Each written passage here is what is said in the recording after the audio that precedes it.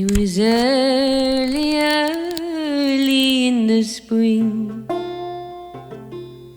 The birds did whistle and sweetly sing, changing their notes from tree to tree. Song was important for many 19th century working people, and it was particularly important for any job which was done by a gang working in unison. So 19th century people sung. So they sung when they collected the harvest in. Sailors sung, in fact hauling songs are particularly famous with their repeated choruses, which were meant to be recited as part of the work routine. Now for people who are unfree, part and parcel of keeping up spirits is singing. But there is always a temptation to inject into that a message about solidarity, about resistance, often coded, which enables the daily work process to also function as something else, as a way of rallying people together. We know that convicts in Australia sung subversive songs. One of the most famous is the Bragg Cypress, and I particularly like the line that's injected into that verse when the convict sees the vessel. The line is, "By justice does she float." Some of these songs were deeply subversive, and it's not surprising that the authorities tried to ban them. With broadsheets, something different's going on.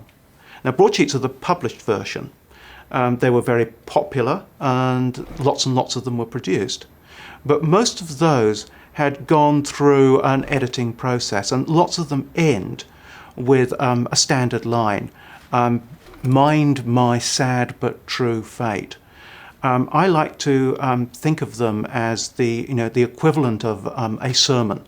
So they tell racy stories about people who've fallen foul of the law, but at the end there's a moral twist, a message to the British and Irish working classes that if you fall off the straight and narrow, you will be sent to Van Diemen's Land and horrible things will happen to you.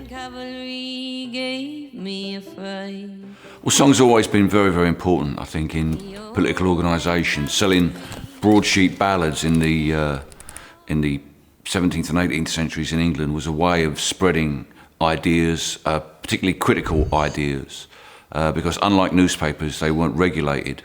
And so they could write the most scabrous things, the most humorous things. It was a great way of attacking those in power.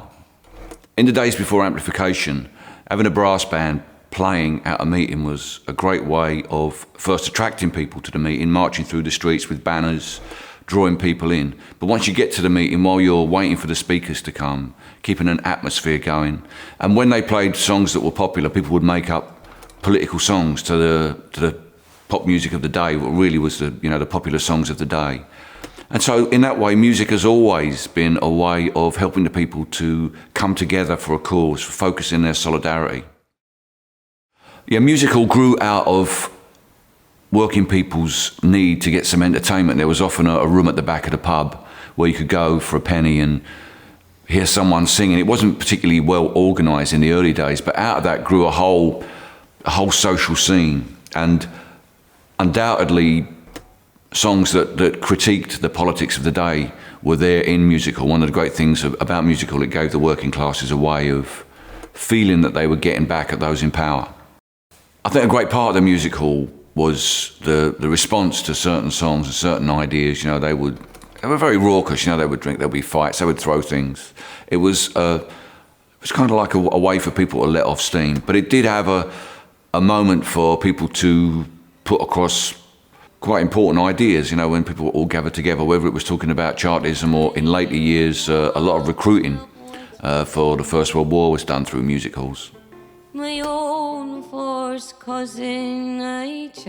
the late 18th century, political radicals, whether the United Irishmen or later the Chartists and other working class movements in England and Wales and Scotland, draw on music, draw on poetry, draw on visual art like cartoons and lampoons to communicate their ideas, their cause, to rally really their followers beyond just abstract pamphleting, it's important that you fight with the heart as well as the head.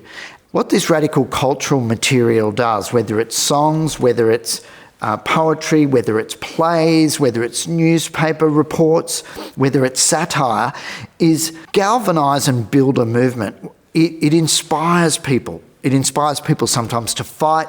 It inspires people to vote. It inspires people to contribute to movements. The Chartists in particular, but also the United Irishmen, were very good at creating a lived culture, to imagining what a democratic society is like by having everyone participating in that culture. So it's not just the leaders that produce this material, but members of the movements. It's really important in movements like Young Ireland that an idea of a free Ireland on its own is actually created in the imagination first. You can't fight constitutionally or via uprisings unless you first imagine freedom. And so using music, using poetry, using drama, using the art forms of the age, help people feel they were part of an imagined nation or an imagined international community of radicals. And we must not underestimate the importance of these songs. I looked around and I looked before.